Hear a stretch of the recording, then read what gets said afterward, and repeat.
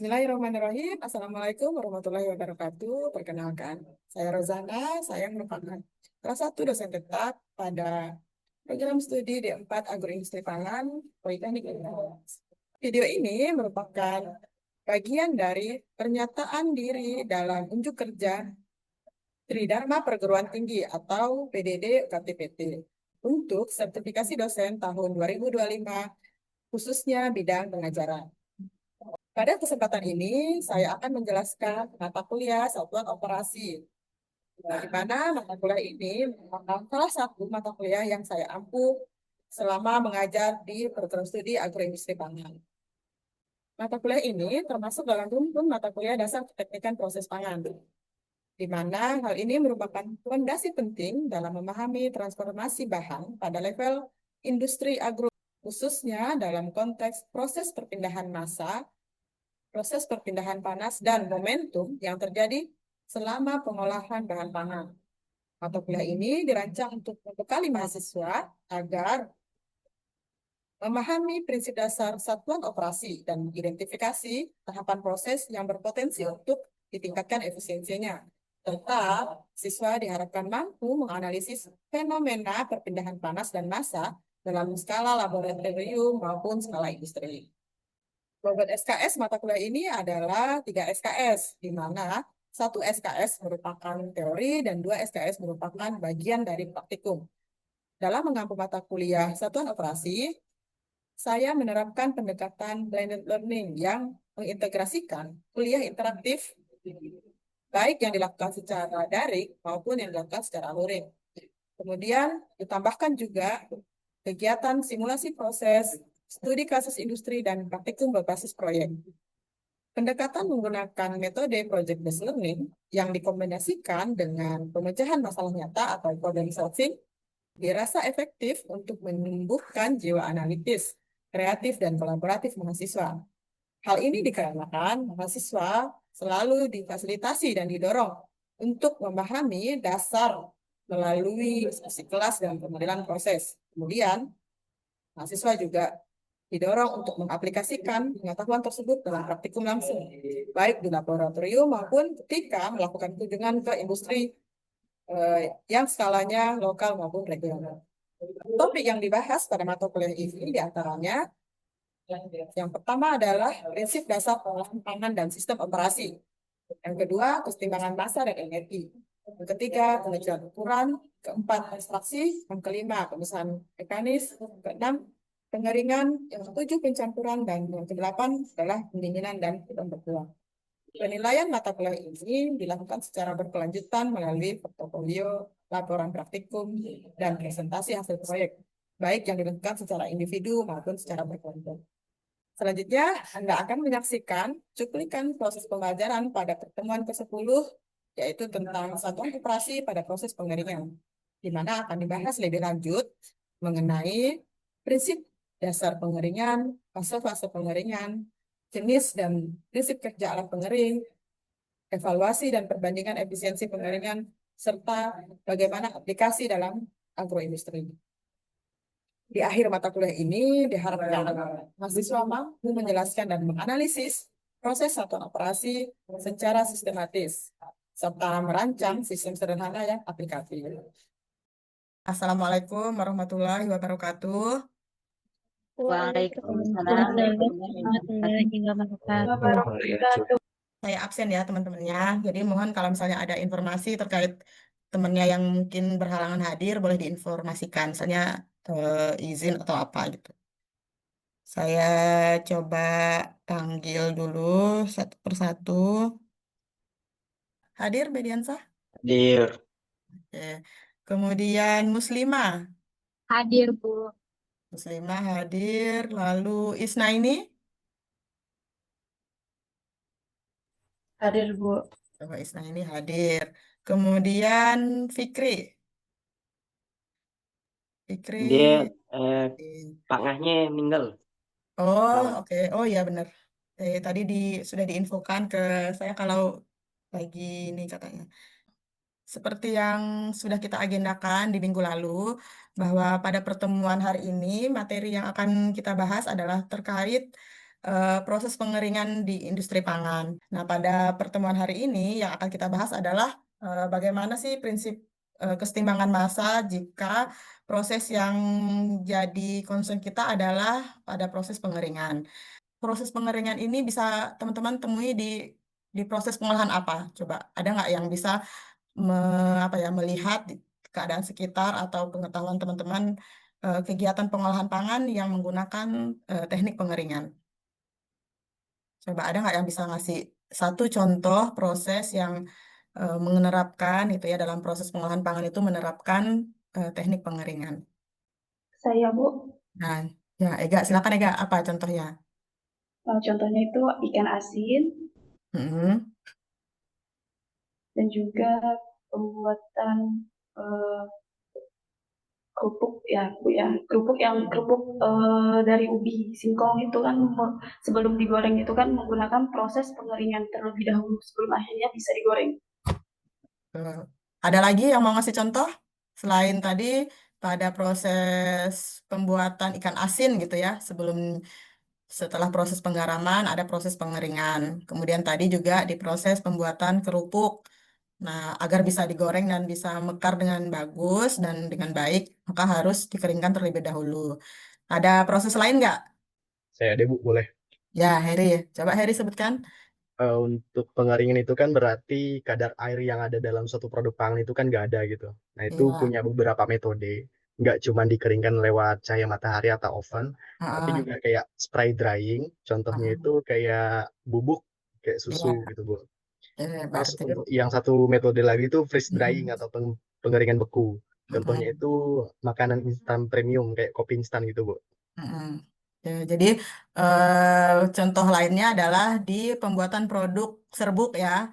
Tadi misalnya untuk susu bubuk, kemudian atau misalnya kopi instan bubuk, itu juga menggunakan metode pengeringan. Meskipun itu sudah apa namanya menggunakan teknologi yang maju ya, bukan menggunakan energi dari matahari. Itu salah satu contoh kecil ya proses pangan yang melibatkan eh, apa teknik pengeringan.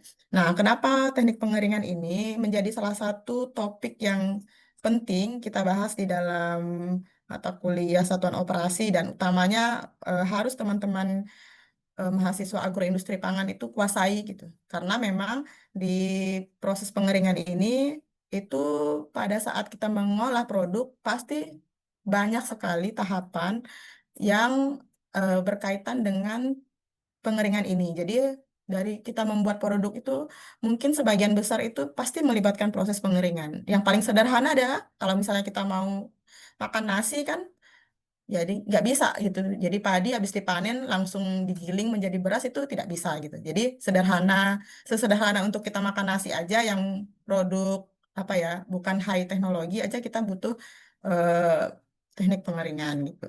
Apa saja sih sebenarnya bahan pangan yang dapat dikeringkan gitu? Ah, kita lihat ya, yang paling banyak mungkin teman-teman bisa lihat yang sering dikeringkan itu adalah eh, produk serealia. Apa sih serealia ini? Misalnya seperti padi ya, gabah, kemudian jagung, kedelai. Nah, itu masuk kategori pangan yang serealia. Kemudian apalagi yang bisa dikeringkan yaitu rempah-rempah. Misalnya yang kita lihat yang kita simpan di rumah kita, rempah-rempah itu pasti bentuknya dalam bentuk kering paling banyak. Apa contohnya? Misalnya kayu manis, ya kan, rempah-rempah seperti ketumbar atau bahkan lada dan lain-lainnya. Itu banyak di antara bumbu-bumbu atau rempah-rempah itu yang sediaannya itu ada dalam bentuk kering. Nah, jika sediaannya dalam bentuk kering berarti jelas prosesnya itu harus melalui proses pengeringan. Kemudian apalagi yang juga bisa dikeringkan, yaitu salah satunya adalah sayuran.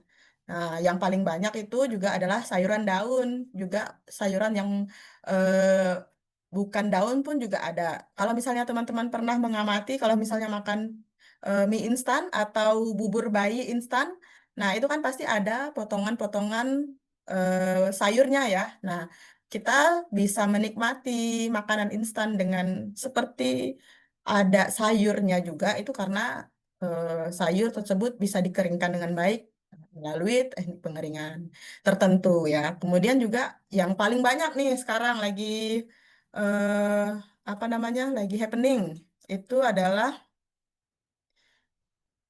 buah-buahan ya. Jadi banyak juga sekarang kan orang makan buah atau makan sayur itu yang udah seperti keripik gitu.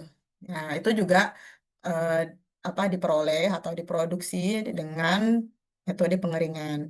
Kemudian aneka umbi sama tadi yang dicontohkan misalnya kalau bikin keripik atau misalnya membuat membuat tepung singkong atau tepung talas itu umbinya harus dikeringkan terlebih dahulu. Kemudian baru bisa dilakukan proses penepungan.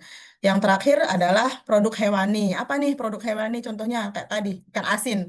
Kalau di tempat kita ya, di Kalimantan Barat, banyak sekali tuh produk hewani yang diolah melalui proses pengeringan. Ikan asin, cumi asin, teri asin, udang gitu kan, udang kering gitu. Jadi banyak lah gitu proses-proses pengolahan pangan yang memanfaatkan teknik pengeringan. Nah, teknik pengeringan ini sendiri sebenarnya adalah teknik pengolahan pangan yang paling apa ya paling lama sudah ditemukan. Jadi dari zaman dulu itu orang-orang rata-rata mengawetkan makanan itu paling mudah adalah dengan cara mengeringkan pangan tersebut. Nah, berikutnya adalah apa sih tujuan pengeringan gitu.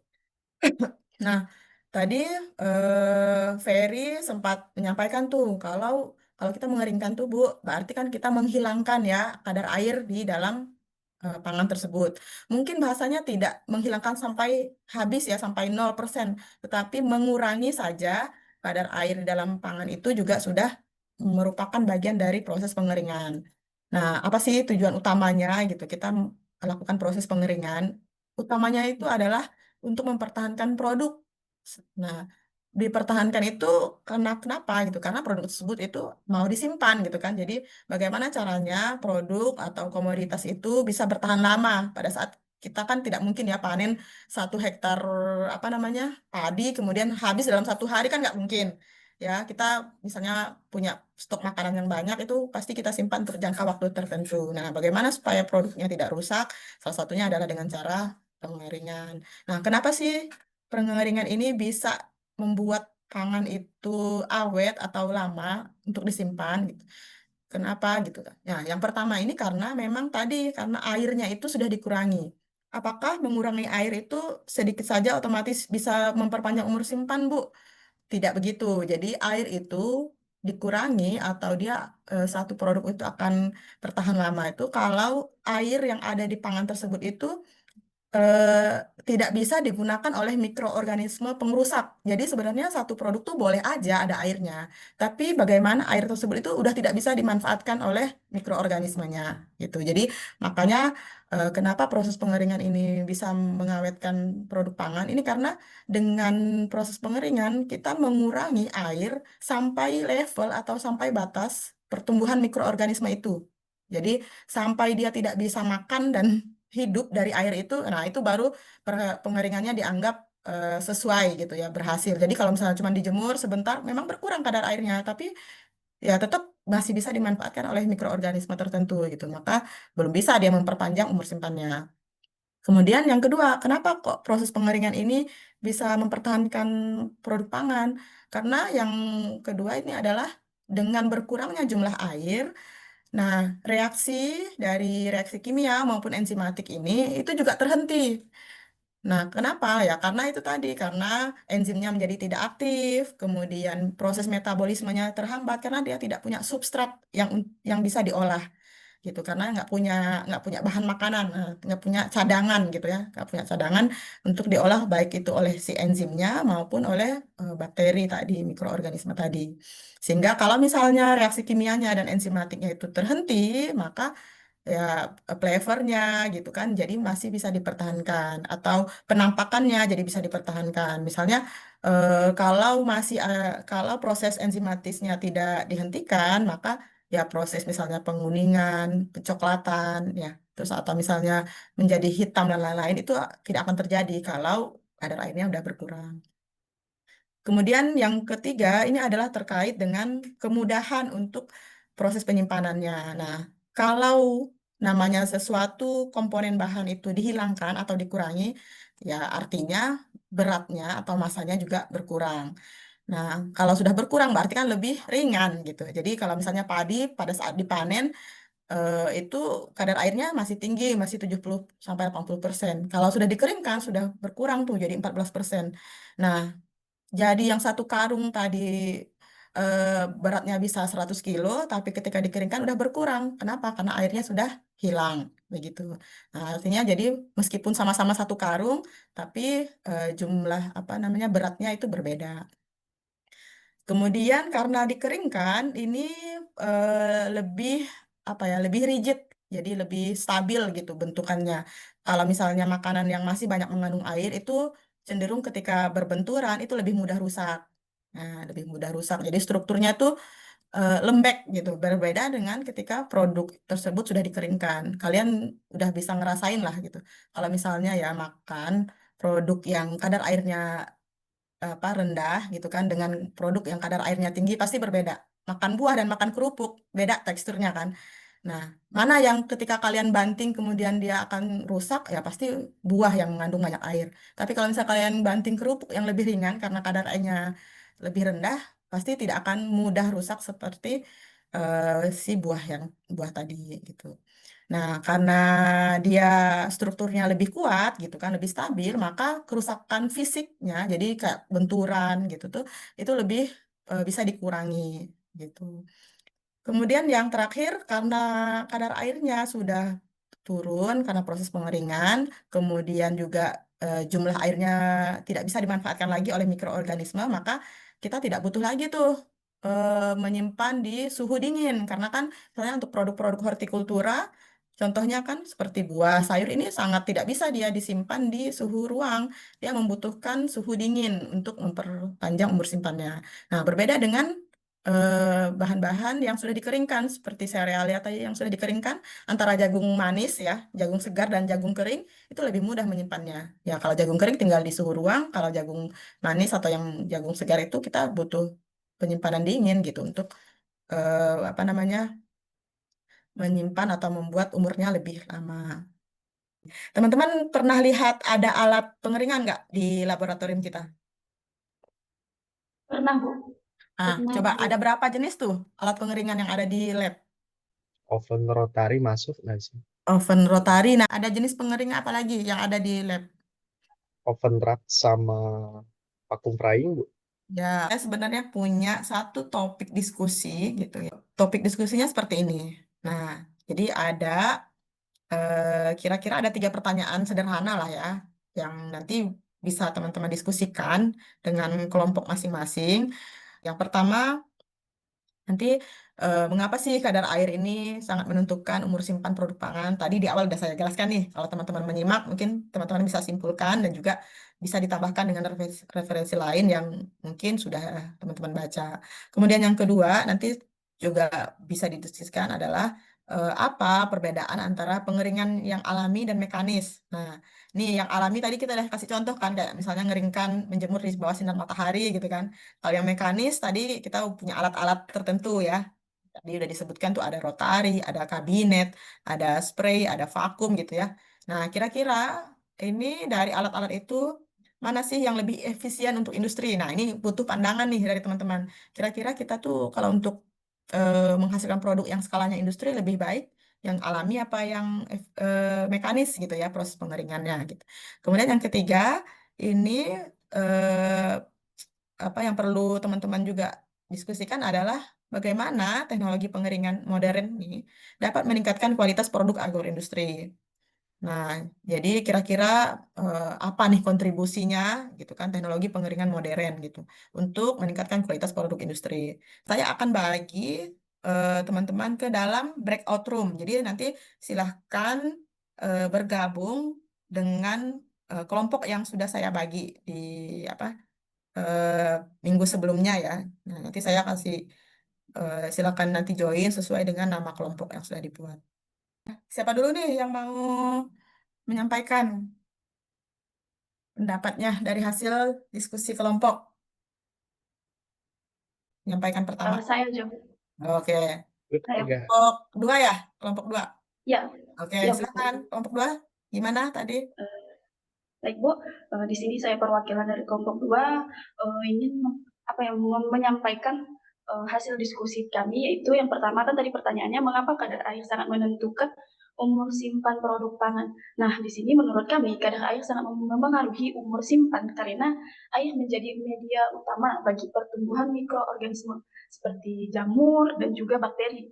Nah, ketika kadar air dalam bahan pangan ini masih tinggi, biasanya risiko kerusakan seperti pembusukan, fermentasi tak terkendali, dan perubahan tekstur akan semakin besar.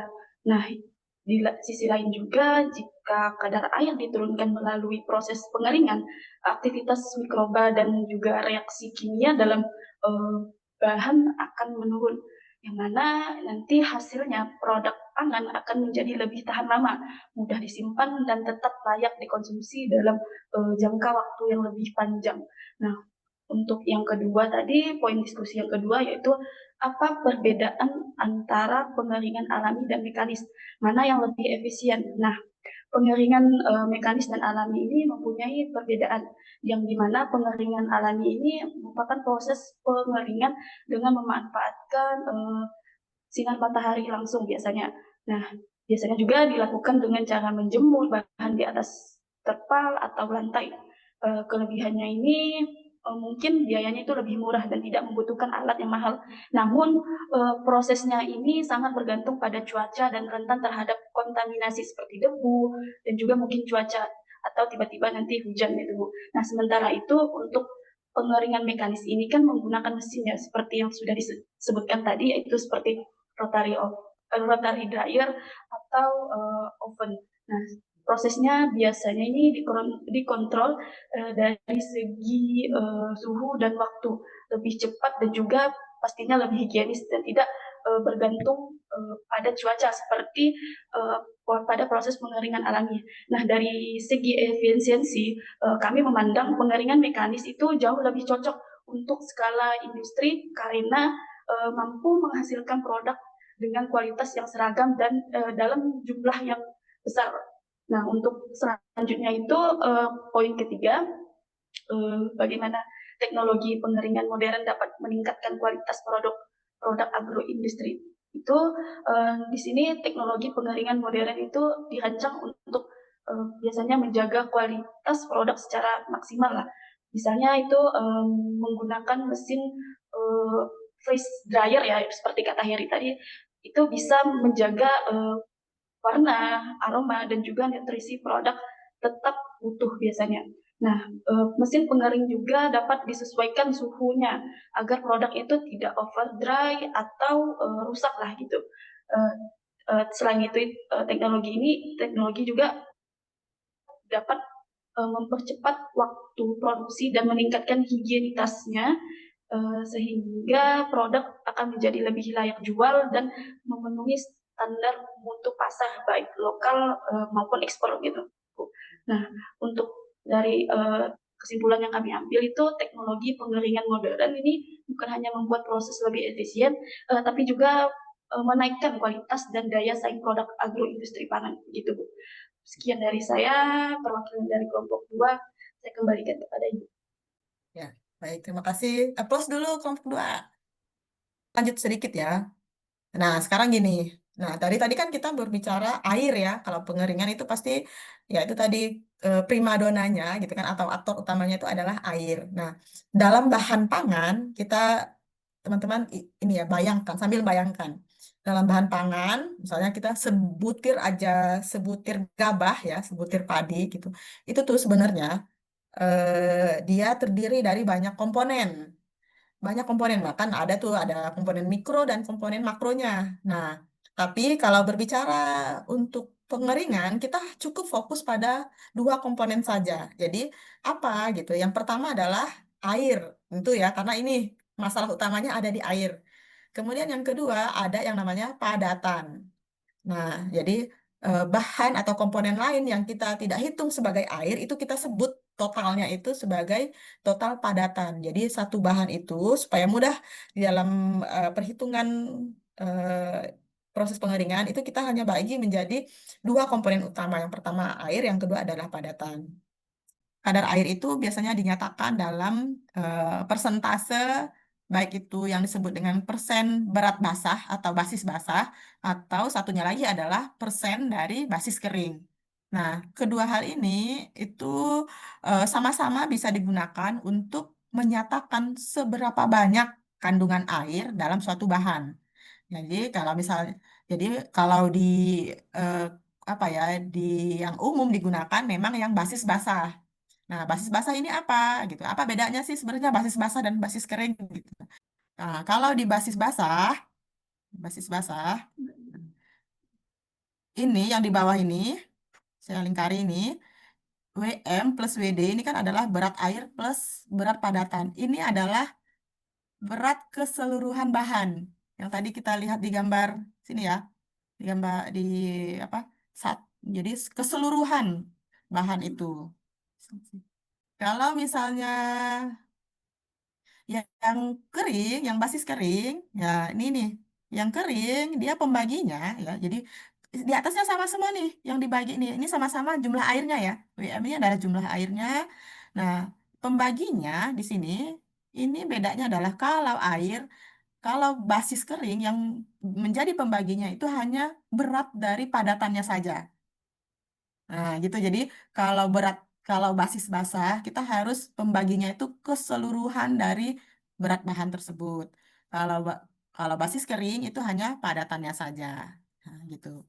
Kemudian ya, kalau kita lihat, kita kasih contoh nih. Saya kasih contoh ya, ntar saya ganti dulu. Nah, sekarang kita lihat nih contohnya. Kalau misalnya kita punya bahan yang beratnya itu adalah sebanyak 100 gram. Nah, di sini. Ya, nih. Jadi berat airnya ada 25 gram, berat padatannya ada eh, 75 gram. Maka gimana caranya kita mengkonversinya menjadi basis basah dan basis kering? Mudah. Basis basahnya, berat airnya berarti 25 ya kan? Ini berat airnya kita bagi dengan berat air plus berat padatannya berapa? 25 ditambah dengan berapa berat padatannya? 75 kan? Nah, baru kita kali dengan berapa? 100%. Nah, ini adalah basis basah. Jadi keseluruhan beratnya itu harus dijumlahkan nih untuk menjadi pembagi. Ketika kita menghitung basis basah. Kalau basis kering itu di eh, kebalikannya. Jadi kalau basis kering, ini lihat nih, lihat ya. Ini adalah jumlah airnya.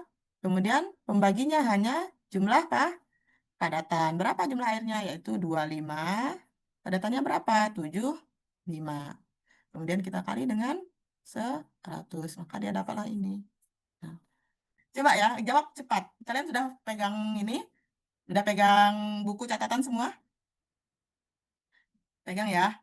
Nah, sekarang saya ganti deh, karena ini tadi contoh yang keduanya udah ada jawabannya. Saya ganti. Sekarang kalau misalnya berat airnya di sini 30 gram, nah, sedangkan berat padatannya di sini 70 gram, maka hitung berapa persen untuk basis basah dan persen untuk basis kering. Nah, coba hitung cepat. Kalau sudah dapat hitungannya, silahkan tulis di kolom chat. Ini saya tulis di sini. Tadi kan pertanyaannya itu, kalau eh, berat berat dari airnya itu adalah 30 ya. Berarti berat air itu apa? M, WM-nya 30 gram. Kemudian WD berat padatannya berapa? 70 gram ya. Sedangkan ketika kita mencari eh, basis basah, ini ya, yang pakai yang ini kan, rumusnya kan. Nah, WM-nya berapa? WM-nya 30 dibagi WM plus WD. WM-nya berapa? 30 plus WD-nya berapa? 70 dikali dengan 100%. Nah, 30 ini kan berapa nih jadinya nih? 100 ya. 30 per 100. Maka ini sama dengan 30 per persen. Jadi ini persentase berat basis basahnya adalah 30%. Coba semuanya berat keringnya benar ya? Semuanya menjawab 30% semua ya. Berat kering, basis basahnya 30%. Sekarang nih, yang banyak berbeda itu di basis, oh kecuali Ega nih, BB-nya 70 nih. Kayaknya Ega salah soal deh. Iya, kayaknya kebalik nih dia nih, WM dan WD-nya nih, Ega nih. Nah, kemudian kita nyari basis kering. Kalau basis kering tadi kan, basis kering kan pakai rumus yang ini ya. Nah, ini aja nih yang mudah nih. Yang satunya kan untuk menguji aja nih. Yang basis kering, berarti kan jumlah airnya berarti 3. Kelihatan nggak tulisan saya? 30. Kelihatan Bu. Nah, pembaginya berapa? Pembaginya adalah eh, padatan. Padatan saja kan? WD aja. Berapa WD-nya? 70. Berapa? 30 bagi 70 hasilnya. 0, berapa? Coba coba pakai kalkulator. 30 bagi 70 berapa? 0,4285 kan? Iya. Nah, dikalikan dengan 100.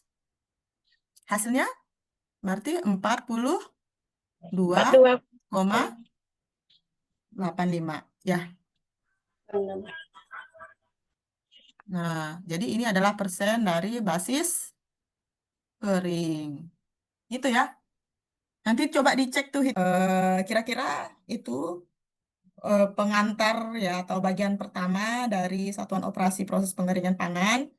Minggu berikutnya, di pertemuan berikutnya, nanti kita akan lanjutkan pembahasan terkait kesetimbangan massa.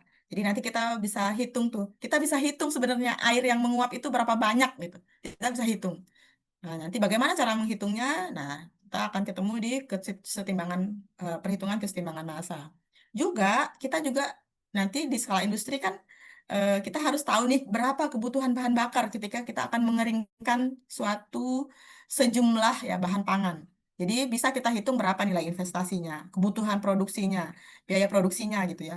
Nah, kita bisa hitung pakai apa kita menghitungnya. Kita harus paham perhitungan kesetimbangan energi. Berapa banyak energi yang kita butuhkan ketika kita melakukan proses pengeringan. Gitu. Nah, jadi masih panjang nih pembahasan terkait proses pengeringan. Itu ya. Nah, ini nanti saya ingatkan lagi untuk refleksinya nanti bisa diisi. Yang udah scan, mungkin silahkan bisa langsung diisi. Sebelum saya tutup dulu ininya, PowerPoint-nya. Kita foto dulu ya. Sudah? 1, 2, 3. Terima kasih. Sama-sama. Sama Ibu. Sama Ibu. Terima kasih Oke, kembali. kita ketemu lagi di pertemuan berikutnya ya. Itu saja dari saya. Saya akhiri pertemuan hari ini dengan wabillahi taufiq wal hidayah. Wassalamualaikum warahmatullahi wabarakatuh.